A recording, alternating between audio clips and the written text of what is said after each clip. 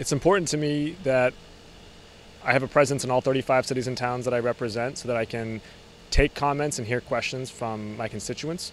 I'm heading to Washington for a very busy fall session, and these kinds of town halls, in complement with our mail program and our teletown halls and our Zoom roundtables, just puts my finger on the pulse of the district so that I make sure I'm representing values and advancing priorities that people have when I'm in Washington. You took questions from the people who attended today. Is there a common theme you're hearing?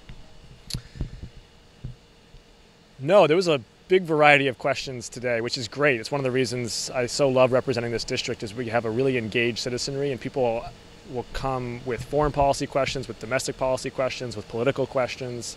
I think the common theme really to me is that people are paying attention, and they want to make sure that when I take a vote on an issue that I'm informed and that I can drive towards compromise without compromising values. Do the questions that you hear in Plainville, are they similar to what you hear across the district?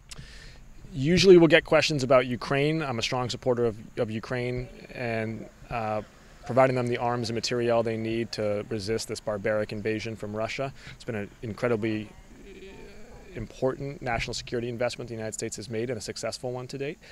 Usually we'll get questions about Social Security, Medicare, and economic security more broadly, ensuring that those who've been paying in to these earned benefits over the course of their career can continue to rely on them, and I'm committed to doing that.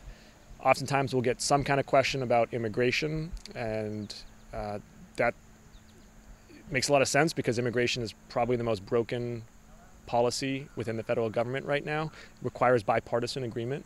It's going to require documentation and dignity for those who are here in the country right now. It's going to require better border infrastructure and security. It's going to require aid and investment in the countries of origin to prevent people fleeing crime and poverty. So it's a multifactorial problem that really needs Republicans and Democrats to come together. I'm ready to do that. We haven't had much of a partner in the last 2 decades on the other side of the aisle. So those are common areas of questions across the district. You mentioned 3 young children. When you vote in Congress, you not only think of your constituents, but 20 years ahead and what your children might think. Some examples of that? Absolutely. And not just my children, to be clear, but everybody's kids. I feel myself accountable to explain my votes to my constituents here and now, but also to my constituents 20 years from now and their children. And that's, to me, the measure of a good vote. I think about that on climate change. I think about that on gun violence. I think about that on areas that can excite the political passions of the moment, but where when you actually dig into the text, you can see that it's good law that will stand the test of time. And so I'm always happy to take the heat, so long as I know that I can explain this vote 20 years from now to children throughout the district.